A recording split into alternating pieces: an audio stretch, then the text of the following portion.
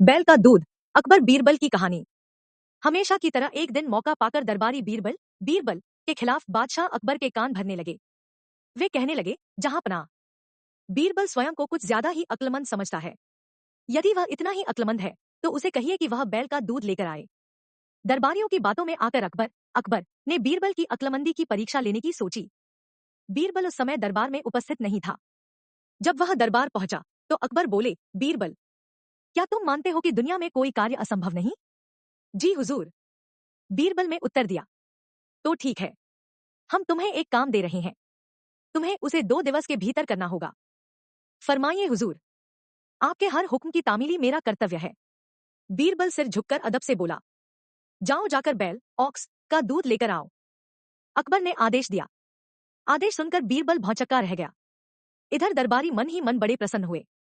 वे जानते थे कि यह कार्य असंभव है क्योंकि दूध गाय देती है, बैल नहीं। क्यों बीरबल, तुमने कोई जवाब नहीं दिया?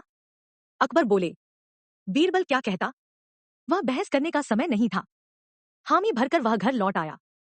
घर आकर उसने गहन सोच विचार किया। अपनी पत्नी और पुत्री से भी चर्चा की। आखिरकार सबने मिलकर एक उपाय निकाल ही लिया। उस रात बीरबल की पुत्री अकबर के महल के पीछे स्थित कुएं पर गई और पीट पीट कर कपड़े धोने लगी। अकबर के महल की खिड़की उस कुएं की ओर खुलती थी। जोर जोर से कपड़े पीटने की आवाज सुनकर उनकी नींद खुल गई। खिड़की से झांकने पर उन्हें एक लड़की कुएं पर कपड़े धोती हुई दिखाई पड़ी। अकबर ने वहीं से चिल्लाकर उस लड़की से पूछा, बच्ची, इतनी रात गए कपड़े क्यों धो रही हो? बीरबल की पुत्री बोली, हुजूर, मेरी माता घर पर नहीं है। वे कुछ महीनों से अपने मायके में हैं। उनकी अनुपस्थिति में आज मेरे पिता ने एक बच्चे को जन्म दिया। दिन भर मुझे उनकी सेवा शुश्रूषा करनी पड़ी। कपड़े धोने का समय ही नहीं पाया, इसलिए रात में कपड़े धो रही हूँ। कैसी विचित्र बात कर रही हूँ बच्ची। आदमी बच्चे पैदा करते हैं क्या? अकबर कुछ नाराजगी में बोले, करते हैं हुजूर। जब बैल दूध दे सकता है तो आदमी भी बच्चे पैदा कर सकते हैं। बीरबल की पुत्री ने उत्तर दिया। ये सुनना था कि अकबर की नाराजगी हवा हो गई और वे पूछ बैठे, बच्ची, कौन हो तुम? हुजूर, ये मेरी पुत्री है। पेड़ के पीछे छुपे बीरबल ने अकबर के सामने आकर उत्तर दिया। ओह, तो ये तुम्हारा स्वांग था?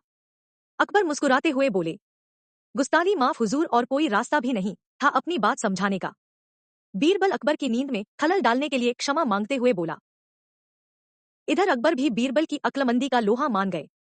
अगले दिन रात का पूरा वृतांत दरबारियों को सुनाते हुए उन्होंने बीरबल को उसकी अक्लमंदी के लिए सोने का हार इनाम में दिया। दरबारी हमेशा की तरह जल भुन कर रह गए।